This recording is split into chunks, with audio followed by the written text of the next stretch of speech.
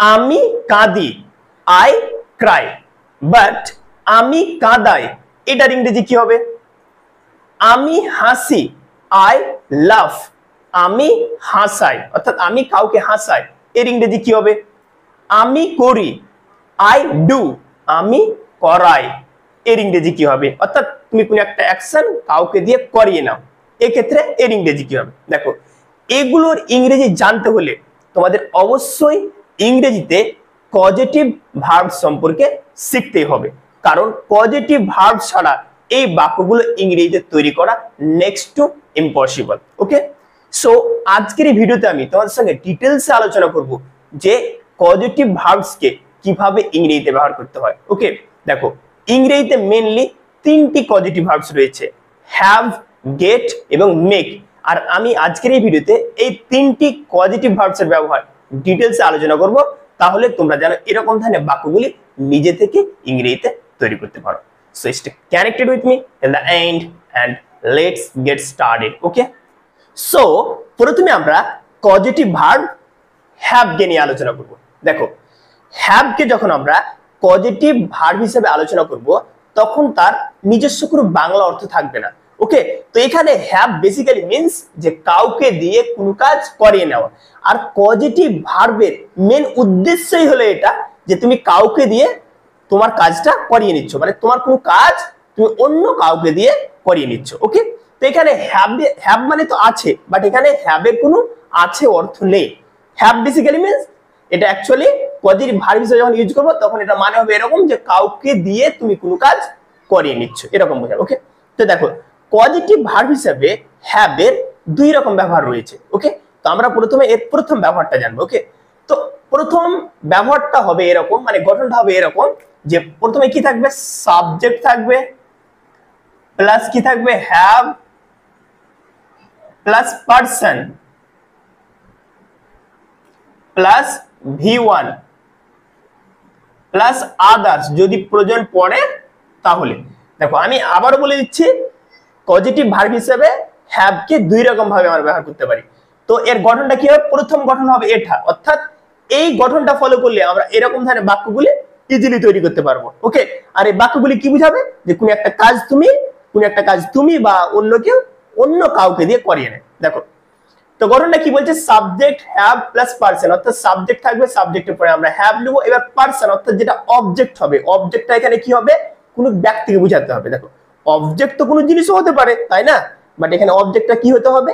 কোনো ব্যক্তিকে বোঝাতে হবে। ওকে, কোনো পারসনকে বোঝাতে হবে, প্লাস V1 প্লাস আদার্স। প্রথম বাক্যটা দেখো, আমি রবিকে দিয়ে আমার ঘর পরিষ্কার করে। বাক্যটা ভালো করে দেখে নাও, আমি রবিকে দিয়ে আমার ঘর পরিষ্কার করে, অর্থাৎ আমার রুম রয়েছে, আমার ঘর আমি নিজে পরিষ্কার করছি না, আমি কাকে দিয়ে মানে আমার রুমটা পরিষ্কার করাই? রবিকে দিয়ে। তাহলে দেখো পজিটিভ ভার্বের মেন উদ্দেশ্য এটা যে তুমি কাউকে দিয়ে কোনো কাজ করিয়ে না। তাহলে বাক্যটা কেমন হবে? বাক্যটা হবে এরকম, সাবজেক্ট নিয়ে নাও, সাবজেক্ট কি রয়েছে? আই, তারপরে কি নিব? হ্যাভ। এবার যেটা অবজেক্ট নিব হ্যাভ এর পরে, অবজেক্টটা কি হবে? কোনো ব্যক্তি হতে হবে। তো এখানে কি রয়েছে? রবি, আই হ্যাভ রবি, তারপরে কি বলছে? V1, তাহলে পরিষ্কার করার ইংলিশ কি? Clean. So I have Ravi clean my room, হয়ে গেল। দেখো ভালো করে দেখে নাও, আমরা যে গঠনটা বললাম, মানে হ্যাভ এর যে গঠনটা বললাম, মানে প্রথম গঠনটা যে সাবজেক্ট নিয়ে নিয়েছি, তারপরে হ্যাভ নিয়ে নিয়েছি, তারপরে পারসন মানে অবজেক্ট যেটা হবে কোনো ব্যক্তি হবে। দেখো এই বাক্যটাতে মানে হ্যাভ ভার্বের অবজেক্ট কি? রবি, এখানে কোনো ব্যক্তি রয়েছে। তারপরে কি হচ্ছে? V1 পরিষ্কার করার ইংলিশ কি? ক্লিন। তারপরে আদার্স প্রয়োজন হয়েছে দিয়ে দিচ্ছি মাই রুম, অর্থাৎ I have Ravi clean my room, অর্থাৎ আমি রবিকে দিয়ে আমার ঘর পরিষ্কার করাই, আমি রবিকে দিয়ে আমার ঘর পরিষ্কার করাই। এবার এখানে একটা জিনিস মাথায় রাখো, এই বাক্যটা কোন টেন্সে রয়েছে? বর্তমানে প্রেজেন্ট ইনডেফিনিট টেন্সে, রাইট? মানে আমি রবিকে দিয়ে আমার ঘর পরিষ্কার করাই, বাট এই বাক্যটাকে আমরা পাস্ট টেন্সেও করতে পারি, অর্থাৎ আমি রবিকে দিয়ে আমার ঘর পরিষ্কার করিয়েছিলাম। তখন কি করতে হবে? তখন বেশি কিছু করতে হবে না, শুধু এই যেটা হ্যাভ রয়েছে না, এই হ্যাভটাকে কি করে দিবে? এই হ্যাভটাকে শুধু তোমরা হ্যাড করে দিবে। I had Ravi clean my room, বাকি কিছু চেঞ্জ করতে হবে না। I had Ravi clean my room, অর্থাৎ আমি রবিকে দিয়ে আমার ঘর পরিষ্কার করিয়েছিলাম, মানে এটা পাস্ট টেন্সে চলে গেল। তাহলে প্রেজেন্ট টেন্সে কিভাবে করতে হয়, পাস্ট টেন্সে কিভাবে করতে হয় এটা বুঝে গেলে। এবার এই বাক্যটাকে তোমরা ফিউচার টেন্সও করতে পারো, যে আমি রবিকে দিয়ে আমার ঘর পরিষ্কার করাবো, মানে কাজটা এখনো হয়নি তুমি করাবে। তখন কি করবে, সিম্পলি আয়ের পরে কি শ্যাল বসে, বাট এখন তো মডার্ন ইংলিশে আয়ের পরে উইল দিলেও কোনো সমস্যা নেই। তুমি বলতে পারো I will have Ravi clean my room, হয়ে গেল। শুধু এখানে আয়ের পরে কি দিয়ে দিবে, উইল দিয়ে দিবে। ওকে, এখানে আয়ের পরে উইল দিয়ে দিবে, I will have Ravi clean my room, অর্থাৎ আমি রবিকে দিয়ে আমার ঘর পরিষ্কার করাবো। তো তুমি এটাকে প্রেজেন্ট ইনডেফিনিট টেন্সেও করতে পারলে, পাস্টেও করতে পারলে, আবার ফিউচার টেন্সেও করতে পারলে। একটা গঠনে কিন্তু দেখো তোমরা তিনটি টেন্সের ব্যাপারটা শিখে গেলে। ক্লিয়ার? তারপরের বাক্যটা দেখে নাও, সে সুমনকে দিয়ে তার হোমওয়ার্ক করায়। হোমওয়ার্ক মানে কি, স্কুলে যেগুলো হোমওয়ার্ক দেয় না, সেই হোমওয়ার্কের এখানে কথা বলা হয়েছে। তো সে সুমনকে দিয়ে তার হোমওয়ার্ক করায়, তাহলে কি হয়ে যাবে, সাবজেক্ট কি রয়েছে, হি। এবার দেখো এখানে আয়ের পরে হ্যাভ বসেছে, রাইট, বাট এখানে হি এর পরে তো কি হ্যাভ এবং হ্যাজ একই জিনিস, সাবজেক্ট হিসেবে কখনো হ্যাভ আবার কখনো হ্যাজ। তো হি এর পরে হ্যাজ বসে, তার জন্য আমরা হ্যাজ নেব। হি হ্যাজ কাকে দিয়ে কাজ করায়, সুমন। এবার এখানে দেখো না যে অবজেক্ট যেটা রয়েছে কোন ব্যক্তি, তাই না, Suman. Suman is a name of a person or is a name of a boy, তাই তো। He has Suman prepared his homework, হয়ে গেল। সে সুমনকে দিয়ে তার হোমওয়ার্ক অর্থাৎ বাড়ির কাজ করায়, বা সে সুমনকে দিয়ে তার বাড়ির কাজ করিয়ে নেয়, একই জিনিস। ঠিক আছে, বাক্যটা যদি বাংলাতে এরকম থাকে যে সে সুমনকে দিয়ে তার বাড়ির কাজ তৈরি করিয়ে নেয়, তবু আমরা এটাই দেবো, কোনো সমস্যা নেই। ক্লিয়ার হয়ে গেল? আর এটাও আবার তুমি যে কোনো টেন্সে করতে পারো, যেমন এটা করলাম। ওকে, সে সর্বদাই আমাকে দিয়ে তার কাজ করায়, সে সর্বদাই আমাকে দিয়ে তার কাজ করে, অর্থাৎ তার যখন কোনো কাজ প্রয়োজন পড়ে, লাইক যে ঘর পরিষ্কার করা কিংবা হয়তো রান্না করা, হ্যাঁ, আমাকে দিয়ে করে নেয়। তাহলে দেখো তার কাজ আমাকে দিয়ে করিয়ে নিচ্ছে, এক্ষেত্রে পজিটিভ ভার্বসের ইউজ হয়ে যাবে। ঠিক আছে, তাহলে কি হবে, এখানে হি সর্বদাই রয়েছে, তার জন্য কি দিলাম, হি অলওয়েজ হ্যাজ। এবার দেখো এখানে যে কি হলো, দেখো অবজেক্টটা কি হয়ে গেল, মি। মি মানে কি, মি একটা প্রোনাউন যেটা কোনো ব্যক্তিকে বোঝায়, মানে আমাকে, অর্থাৎ it means a person, right. He always has me do his work, হয়ে গেল। অর্থাৎ সে সর্বদাই আমাকে দিয়ে তার কাজ করায়। আর এটাকেও তুমি যে কোনো টেন্সে করতে পারো। তুমি যদি বলো যে কি সে সর্বদাই আমাকে দিয়ে তার কাজ করিয়ে নিয়েছিল, তাহলে এখানে হ্যাজ এর জায়গায় কি করবে, শুধু হ্যাড লাগিয়ে দাও। এখানে শুধু হ্যাজ এর জায়গায় যদি হ্যাড করে দাও, তবে হয়ে গেল যে he always had me do his work, অর্থাৎ সে সর্বদাই আমাকে দিয়ে তার কাজ করিয়ে নিয়েছিল। তো এখানে যে কোনো টেন্সে করতে পারো। তো আমরা বুঝে গেলাম যে পজিটিভ ভার্বস হ্যাভ কে কিভাবে ব্যবহার করতে হয়, আর এটা কিন্তু 1 নম্বর গঠনটা। এবার হ্যাভ এর আমরা 2 নম্বর গঠনটা ব্যাপারে জানবো। ওকে, এবার আমরা পজিটিভ ভার্ব হিসেবে হ্যাভ এর দ্বিতীয় ব্যবহারটি কেমন হয় সেই ব্যাপারে জানবো। ওকে, তো দেখো হ্যাভ এর মানে পজিটিভ ভার্ব হিসেবে হ্যাভ এর দ্বিতীয় গঠনটি হবে এরকম, যে প্রথমে সাবজেক্ট থাকবে প্লাস কি থাকবে, হ্যাভ প্লাস থিংস, মানে যেটা অবজেক্টস হবে সেটা কি হবে, কোনো জিনিসকে বোঝাতে হবে, প্লাস ভি3 প্লাস আদার্স। আগে গঠনটাকে ভালো করে বুঝে নাও।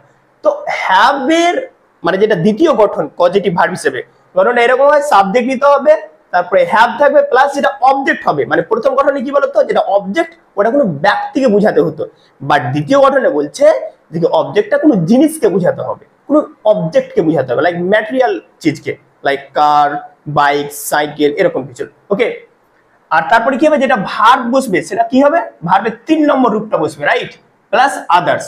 আর এটারও কি, আমি আবারও বলে দিচ্ছি, এখানে হ্যাভ এর বাংলা অর্থ এরকম যে কাউকে দিয়ে কোনো কাজ করিয়ে নিচ্ছ তুমি, এরকম বোঝায়। মানে পজিটিভ ভার্বের মেন উদ্দেশ্য এটা যে তুমি কাউকে দিয়ে তোমার কাজটা করিয়ে নাও। ক্লিয়ার? তো চলো এই গঠনটা ফলো করে কি ধরনের বাক্যগুলি তৈরি করতে হয় জেনে নিই। বাক্যটা কি বোঝায় দেখো, আমি এখন আমার গাড়ি পরিষ্কার করাচ্ছি, ভালো করে বোঝার চেষ্টা করবে, আমি এখন আমার গাড়ি পরিষ্কার করাচ্ছি। ওকে, তো আমরা এই গঠনটা ফলো করে বাক্যটা তৈরি করে নিই। কি বলছে, সাবজেক্ট প্রথমে দিলাম আই। এবার দেখো আমি এখন আমার গাড়ি পরিষ্কার করাচ্ছি, মানে কি এটা একটা অনগোয়িং অ্যাকশনকে বোঝাচ্ছে, মানে বর্তমানে কাজটা চলছে, রাইট। তো এই ক্ষেত্রে যদি অনগোয়িং অ্যাকশন বোঝায় তাহলে কি হয়, যে সাবজেক্ট বসবে, তারপরে অ্যামিজার প্লাস ভিআইএনজি, অর্থাৎ প্রেজেন্ট কন্টিনিউয়াস টেন্সে করতে হবে।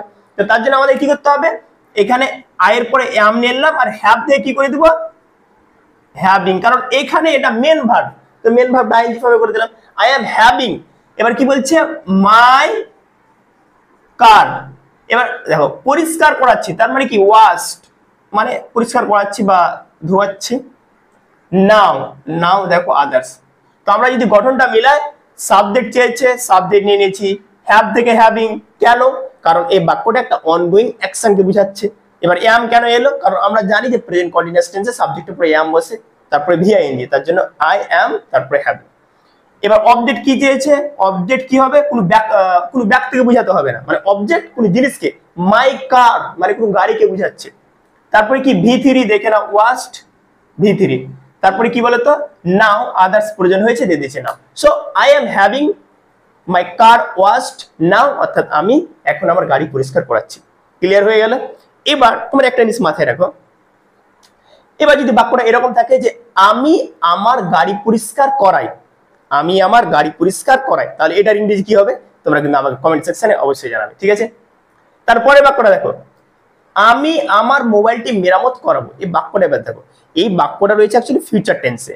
আমি আমার মোবাইলটি মেরামত করাবো মানে আমার মোবাইল আমি নিজে ঠিক করব না বা আমি নিজে মেরামত করব না, আমি অন্য কাউকে দিয়ে মেরামত করাবো, অর্থাৎ অ্যাকশনটা ইন ফিউচার ঘটবে। ওকে, তো বাক্যটা তাহলে কিভাবে তৈরি করবে দেখো আই, এবার দেখো যদি ফিউচার টেন্সে রয়েছে তাহলে আমরা কি করে দেব উইল, আই উইল হ্যাভ হয়ে গেল my mobile, I will have my mobile কি বলতো মেরামত করা, ইংলিশ কি হবে রিপেয়ার্ড। দেখো এখানে ভি3 হয়ে গেল I will have my mobile repaired, অর্থাৎ আমি আমার মোবাইলটি মেরামত করাবো। এবার বাক্য যদি এরকম থাকতো যে আমি আমার মোবাইল মেরামত করাই মানে প্রেজেন্ট ইনডেফিনিট টেন্সে, তাহলে কেমন হতো দেখো, তাহলে হয়ে যেত সিম্পলি এটা I have my mobile repaired হয়ে গেল I have my mobile repaired, অর্থাৎ আমি আমার মোবাইল মেরামত করাই মানে আমি আমার মোবাইলটি অন্য কাউকে দিয়ে ঠিক করাই অর্থাৎ মেরামত করাই। ক্লিয়ার। এবার এই বাক্যটা যদি পাস্ট টেন্সে করতে পারো যে আমি আমার মোবাইলটি মেরামত করিয়েছিলাম, তখন কি হয়ে যাবে শুধু হ্যাভ কে হ্যাড করে দাও। দেখো আমি বাক্যটা লিখে দিচ্ছি I had my mobile repaired, অর্থাৎ আমি আমার মোবাইলটি মেরামত করিয়েছিলাম। দেখতে পাচ্ছ দেখো ফিউচার তার জন্য উইল হ্যাভ, এখানে যদি ভালো করে নোটিস করে দেখবে ফিউচার টেন্স তার মানে কি উইল হ্যাভ, প্রেজেন্ট ইনডেফিনিট শুধু হ্যাভ দিয়ে দিলাম, পাস্ট তার জন্য হ্যাড। ক্লিয়ার না? তো এইভাবে তুমি পাস্টে প্রেজেন্ট কন্টিনিউয়াসে ফিউচার টেন্সে এই পজিটিভ ভার্বস কি ইউজ করতে পারো। সো আই হোপ তোমরা বুঝতে পারলে যে হ্যাভ কে পজিটিভ ভার্ব হিসেবে কিভাবে ইংরেজিতে ব্যবহার করতে হয়। এবার আমরা পজিটিভ ভার্ব গেট এর ব্যবহার সম্পর্কে জানবো যে গেট কে কত রকম ভাবে পজিটিভ ভার্ব হিসেবে ইংরেজিতে ব্যবহার করা হয়। ওকে, তো দেখো তো গেটেরও কি বলতো গেট মানে তো কি গেট মানে পাওয়া। ওকে, বাট গেট তাকে একদম মানে ইংরেজিতে ওয়াইডলি ভাবে ব্যাপকভাবে ব্যবহার করা হয় পজিটিভ ভার্ব হিসেবে, রাইট। তো গেট এখানে মানে গেটের বাংলা অর্থ এটা যে কাউকে দিয়ে কোনো কাজ করিয়ে নেওয়া। এগেন আমি বলে দিচ্ছি যে পজিটিভ ভার্বের উদ্দেশ্য এটা যে কাউকে দিয়ে কোনো কাজ করিয়ে না। ওকে, তো গেটকে আমরা দুই রকম ভাবে ব্যবহার করতে পারি। গেটেরও পজিটিভ ভার্ব হিসেবে দুটি ইংরেজি স্ট্রাকচার রয়েছে। তো প্রথম স্ট্রাকচারটি এরকম হবে যে সাবজেক্ট থাকবে প্লাস গেট থাকবে প্লাস পার্সন হতে হবে অবজেক্টকে প্লাস ইনফিনিটিভ ইনফিনিটিভ। ওকে, অর্থাৎ কি বলতো ইনফিনিটিভ মানে কি টু প্লাস V1 যেটা থাকে একদম, প্লাস যদি আদার্স এর প্রয়োজন হয় তাহলে দিবে, নইলে দিবে না। ঠিক আছে, এখানে জায়গা কম শুধু আমি ও দিয়ে দিলাম। ও মানে কি বলতো আদার্স। ওকে, তো গেটের প্রথম গঠনটি হলো এটা যে সাবজেক্ট গেট পার্সন, অর্থাৎ যেটা অবজেক্ট হবে সেটা কিন্তু কোনো ব্যক্তিকে বোঝাতে হবে। আর এখানে বলতো এখানে যেটা মানে ভার্ব বসবে সেটা ইনফিনিটিভ হবে, অর্থাৎ টু প্লাস V1 হবে, টু প্লাস V1। ঠিক আছে, ওকে, আর প্লাস কি থাকবে আদার্স যদি প্রয়োজন হয়। তো চলো বাক্যগুলি কিভাবে তৈরি করতে হয় দেখে নি। রবি আমাকে দিয়ে তার ঘর পরিষ্কার করায়। রবি আমাকে দিয়ে তার ঘর পরিষ্কার করে, অর্থাৎ রবি তার নিজের ঘর নিজে পরিষ্কার করে না, কাকে দিয়ে করায়? আমাকে দিয়ে পরিষ্কার করায়। তাহলে যদি আমরা এই বাক্যটা গেট দিয়ে তৈরি করি তাহলে হবে এরকম, সাবজেক্ট নিয়ে এলাম কি বলতো? রবি। এবার কি বলো, গেট থেকে কি হয়ে যাবে? গেটস। কেন? এই যে থার্ড পারসন সিঙ্গুলার, তার জন্য গেটস হয়ে গেল। রবি গেটস কি বলতো? রবি আমাকে দিয়ে, তাহলে কি হয়ে যাবে? রবি গেটস মি, তার ঘর পরিষ্কার করায়। কি বলতো? টু ক্লিন হিজ, হয়ে গেল Rabi gets me to clean his room, অর্থাৎ রবি আমাকে দিয়ে তার ঘর পরিষ্কার করায়। এবার এখানে নোটিস করো, সাবজেক্ট সাবজেক্ট গেট, গেট থেকে গেটস হয়েছে কেন? কারণ এটা থার্ড পারসন সিঙ্গুলার, তার জন্য। যেটা পারসন মানে যেটা অবজেক্ট হবে, কোনো ব্যক্তিকে বোঝাতে হবে, মি মানে কোনো ব্যক্তিকে বোঝাচ্ছে। তারপরে ইনফিনিটিভ টু প্লাস V1 দিয়ে দিয়েছি, প্লাস আদার্স এখানে প্রয়োজন হয়েছে, তার জন্য আমরা আদার্স লাগিয়ে দিয়েছি। হয়ে গেল, গঠন ম্যাচ হয়ে গেল। তো গেটকে যখন ব্যবহার করবে এইভাবে, যে পারসন হিসেবে ব্যবহার করলে স্ট্রাকচারটা এরকম হবে। ক্লিয়ার? আরেকটা বাক্য দেখে নাও, সে আমাকে দিয়ে তার কাজ করিয়ে নেয়। সে আমাকে দিয়ে তার কাজ করিয়ে নেয়, তাহলে কি হয়ে যাবে? হি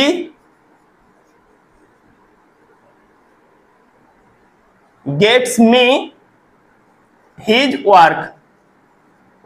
he gets me to do his work, অর্থাৎ সে আমাকে দিয়ে তার কাজ করিয়ে নেয়। এখানেও দেখে নাও, হি রয়েছে, তারপরে গেটস হি, তার জন্য এখানে এস যুক্ত হয়েছে, অবজেক্ট মি আমাকে, টু প্লাস V1 দেখতে পাচ্ছ, প্লাস এখানে আদার্স রয়েছে, ম্যাচ হয়ে গেল। এবার প্রশ্ন হচ্ছে, যদি বাক্যটা এরকম থাকে যে সে আমাকে দিয়ে তার কাজ করিয়ে নেয়, ভালো কথা। এবার যদি এরকম থাকে যে সে আমাকে দিয়ে তার কাজ করিয়ে নিয়েছিল পাস্ট টেন্সে, তো গেট দিয়ে যদি ইউজ করে তখন কি করতে হবে? গেটের পাস্ট টেন্স কি বলতো? গট। তো আমরা করতে হবে he got me to do his work, হয়ে গেল। গেট থেকে কি করে দিব? গট, পাস্ট টেন্স হয়ে গেল, he got me to do his work, অর্থাৎ সে আমাকে দিয়ে তার কাজ করিয়ে নিয়েছিল। এবার যদি মনে করো যে আমি ফিউচার টেন্সে করব, যে সে আমাকে দিয়ে তার কাজ করিয়ে নেবে, সে আমাকে দিয়ে তার কাজ করিয়ে নেবে, তখন কি হয়ে যাবে? তুমি এখানে বেশি কিছু না, উইল গেট হয়ে যাবে। তখন কি বলতো? Will get, like he will, তখন তার এস হবে না, উইল গেটটা আমি লিখে দিলাম এখানে ব্র্যাকেটে। যদি ফিউচার টেন্সে করতে পারো তো এরকম করবে, he will get me to do his work, অর্থাৎ সে আমাকে দিয়ে তার কাজ করিয়ে নিবে। তো এটাও তুমি প্রেজেন্ট টেন্সে করতে পারো, পাস্ট টেন্সে করতে পারো, ফিউচার টেন্সে করতে পারো। ক্লিয়ার হয়ে গেল? তাহলে আমরা গেটের যেটা প্রথম গঠন সেটা বুঝে গেলাম, যে সাবজেক্ট গেট প্লাস যেটা অবজেক্ট হবে কোনো ব্যক্তিকে নিতে হবে, যেমন মি মি কোনো ব্যক্তিকে বোঝাচ্ছে, প্লাস কি হবে? Infinitive to plus V1, infinitive মানে টু প্লাস ভার্বের 1 নম্বর ফর্ম, প্লাস আদার্স। এটা কিন্তু আমরা কমপ্লিট করে দিলাম। এবার গেটের যেটা দ্বিতীয় গঠন সেটা হবে এরকম, দেখো গেটের দ্বিতীয় গঠনটি হবে যে সাবজেক্ট থাকবে প্লাস গেট থাকবে প্লাস থিংস, অর্থাৎ যেটা অবজেক্ট হবে কোনো জিনিসকে বোঝাতে হবে, যেটা অবজেক্ট হবে কি বলতো? কোনো জিনিসকে বোঝাতে হবে, প্লাস V3 থাকবে। বুঝতে পারলে? দেখো ভালো করে দেখে নাও, মানে গেটের এটা প্রথম গঠন, আর গেটকে যদি দুই ভাবে ব্যবহার করা হয়, তো গেটের মানে দ্বিতীয় গঠনটি হচ্ছে এরকম, যে subject get plus things plus V3। যেমন দেখো, জন তার গাড়ি পরিষ্কার করায়, জন তার গাড়ি পরিষ্কার করে, অর্থাৎ জন যে রয়েছে না, তার গাড়ি নিজে পরিষ্কার করে না, অন্য কাউকে দিয়ে তার গাড়ি পরিষ্কার করায়। তাহলে কি হয়ে যাবে বাক্যটা?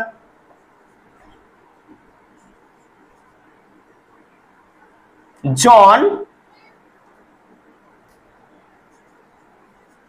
গেটস হিজ কার পরিষ্কার করাই, আমরা কি দিয়ে দেবো? ওয়াশড।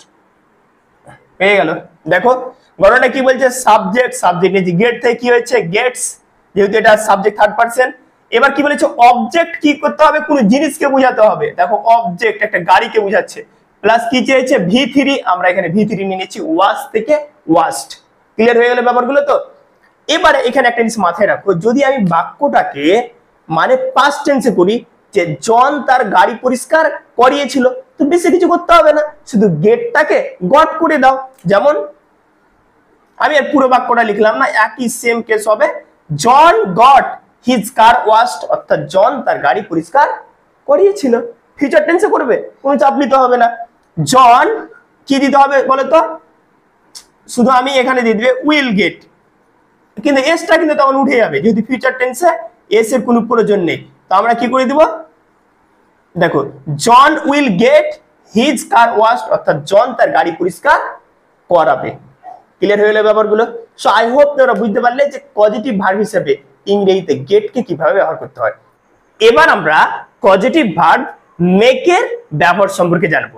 আর মেক হচ্ছে সবথেকে স্ট্রং পজিটিভ ভার্ব। কেন? কারণ তুমি যদি পজিটিভ ভার্ব হ্যাভ অথবা গেট ইউজ করে কোনো সেন্টেন্স তৈরি করো, তাহলে তোমাকে বুঝতে হবে যে তুমি মানে তোমার কাজ অন্য কাউকে দিয়ে করিয়ে নিচ্ছ, সেটা আপোষে, জোর করে নয়। বাট তুমি যদি মেক ইউজ করে কোনো সেন্টেন্স তৈরি করো পজিটিভ ভার্ব হিসেবে, তাহলে তাকে বুঝতে হবে তুমি সেই কাজটা মানে যাকে দিয়ে কাজটা করিয়ে নিচ্ছ সেই কাজটা তুমি জোরপূর্বক অথবা ভয় দেখে করিয়ে নিচ্ছ। তার জন্য মেক হচ্ছে সবথেকে বেশি স্ট্রং পজিটিভ ভার্ব। তো চলো জেনে নিই পজিটিভ ভার্ব হিসেবে মেককে কিভাবে ইংরেজিতে ব্যবহার করতে হয়। তো দেখো পজিটিভ ভার্ব হিসেবে যখন মেককে ইংরেজিতে ব্যবহার করবে তখন তার গঠনটা হবে এরকম,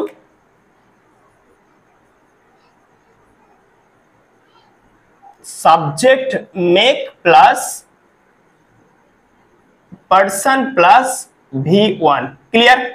তাহলে দেখো গঠনটা এরকম হবে যে সাবজেক্ট থাকতে হবে, মেক থাকতে হবে, আর যেটা অবজেক্ট হবে, অবজেক্ট কি বলতো, অবজেক্ট কোনো ব্যক্তিকে বোঝাতে হবে, অবজেক্টটা কোনো ব্যক্তি অর্থাৎ কোনো পার্সনকে বোঝাতে হবে। ঠিক আছে? তারপরে কি নিতে হবে, ভার্বের 1 নম্বর ফর্ম। আর তোমরা তো জানো যে পজিটিভ ভার্ব মানে কি, কাউকে দিয়ে কোনো কাজ করিয়ে নেওয়া। তো মেক মানে তৈরি করা, বাট এখানে মেকের অর্থ যে কাউকে দিয়ে কোনো কাজ করিয়ে নিচ্ছে। কেন? কারণ মেককে আমরা পজিটিভ ভার্ব হিসেবে ইউজ করছি। ক্লিয়ার? তো চলো এই গঠনটাকে ফলো করে কিভাবে বাক্যগুলি তৈরি করতে হয় জেনে। ভিডিও শুরুতেই বলেছিলাম যে আমি হাসি, আই লাভ, তাহলে আমি হাসাই অর্থাৎ আমি কাউকে হাসাই, তার ইংরেজি কি হবে? আমি কাঁদি, আই ক্রাই, বাট আমি কাউকে কাঁদাই তখন তার ইংরেজি কি হবে? তো এবার আমরা এটা জেনে নেব। তো বেসিক্যালি মেক পজিটিভ ভার্ব করে এরকম ধরনের বাক্যগুলো তৈরি করতে হয়। কি বলছে দেখো, প্রথম বাক্যটি হলো আমি সর্বদাই তাকে হাসাই। ঠিক আছে? মানে আমি নিজে হাসি না, আমি তাকে হাসাই। ঠিক আছে? তো আমরা এই গঠনটা ফলো করে বাক্যটাকে খুব সহজে তৈরি করে নেবো। দেখো সাবজেক্ট চেয়েছে আই, হয়ে গেল। এবার যেহেতু সর্বদাই রয়েছে তার জন্য অলওয়েজ, এটা কিন্তু গঠনে আসে না। ঠিক আছে? যেহেতু এখানে একটা মানে অ্যাডভার্ব রয়েছে তার জন্য দিয়ে দিলাম, আই অলওয়েজ মেক হার লাভ, অর্থাৎ আমি তাকে সর্বদাই হাসাই। এবার গঠনটা মিলিয়ে নাও, সাবজেক্ট তারপরে মেক, মেক দিয়ে দিলাম, তারপরে যেটা অবজেক্ট হবে অর্থাৎ মেকের অবজেক্ট কি, এখানে হার, তো এটা কোনো ব্যক্তিকে বোঝাচ্ছে, আর এখানে বলেই দিয়েছে যে অবজেক্ট কোনো ব্যক্তিকে বোঝাতে হবে। So I always make her, তারপরে কি বলতো V1 অর্থাৎ ভার্বের 1 নম্বর ফর্ম লাভ, অর্থাৎ আমি সর্বদা তাকে হাসাই। পরের বাক্যটি হলো আমি তাকে মাঝে মাঝে কাঁদাই। ইট মিনস আমি নিজে কাঁদি না, আমি তাকে কাঁদাই। ওকে? তো এই বাক্যটা কেমন হবে, I sometimes make her cry, অর্থাৎ I sometimes make her cry, it means আমি তাকে মাঝে মাঝে কাঁদাই। এখানে একটা জিনিস মাথায় রাখবে যে এখানে অলওয়েজ এবং সামটাইমস এগুলো কিন্তু নিয়মের মধ্যে আসে না, এগুলো অ্যাডভার্ব। যেহেতু এখানে মাঝে মাঝে রয়েছে তার জন্য সামটাইমস, এখানে সর্বদাই রয়েছে তার জন্য অলওয়েজ। যদি বাক্যটা এরকম থাকতো আমি তাকে কাঁদাই, তাহলে কি হতো, I make her Cry, that's it, কোনো সমস্যা নেই। আমি তাকে হাসাই, আই মেক হার লাভ, কোনো অসুবিধা নেই। যেহেতু এখানে সর্বদাই কথাটা রয়েছে, মাঝে মাঝে রয়েছে, দ্যাটস ওয়াই সামটাইমস ওয়ার্ডটাকে আমরা এখানে দিয়েছি। ক্লিয়ার হচ্ছে? তারপরের বাক্যটা দেখো, তুমি আমাকে কাঁদিয়েছিলে। এবার এটা পাস্ট টেন্স রয়েছে। তো আমরা জানি যে মেকের পাস্ট টেন্স কি বলতো, মেড, মানে V2 এবং V3 হয়ে গেল মেড। ঠিক আছে? তো এখানে কি করতে হবে, যেহেতু তুমি আমাকে কাঁদিয়েছিলে মানে বাক্যটা পাস্ট টেন্সের কথা বলছে, অতীতকালের কথা বলছে, তাহলে আমরা কি করে দেব, তাহলে কি হয়ে যাবে, ইউ মেক থেকে কি করে দেব, made, you made me cry হয়ে গেল, ইউ মেড মি ক্রাই, অর্থাৎ তুমি আমাকে কাঁদিয়েছিলে, ইউ মেড মি ক্রাই, তুমি আমাকে কাঁদিয়েছিলে। ক্লিয়ার হচ্ছে? কারণ এটা বাক্যটা পাস্টে, তার জন্য আমরা মেড করে দিয়েছি। সো আই হোপ তোমরা বুঝতে পারলে যে পজিটিভ ভার্ব হিসেবে কিভাবে মেককে ইংরেজিতে তৈরি করতে হয়। এবার এই গঠনটাকে ফলো করে তোমরা একটা বাক্য তৈরি করো, সে আমাকে দিয়ে ছেলেটিকে মারা করিয়েছিল। সে আমাকে দিয়ে ছেলেটিকে মারা করিয়েছিল। এই বাক্যটার ইংরেজি কি হবে? Let me no in the comment section. So I hope তোমরা বুঝতে পারলে যে পজিটিভ ভার্ব মেক, হ্যাভ এবং গেটকে কিভাবে ইংরেজিতে ব্যবহার করতে হয়। So thanks for watching this video. ভিডিওটি ভালো লাগলে অবশ্যই লাইক করবেন, শেয়ার করবেন এবং বাংলা থেকে ইংরেজি শেখার জন্য আমার এই ইউটিউব চ্যানেলটিকে অবশ্যই সাবস্ক্রাইব করুন এবং ভিডিওটি কেমন হয়েছে আমাকে অবশ্যই তোমরা কমেন্ট সেকশনে জানাও। Thank you so much.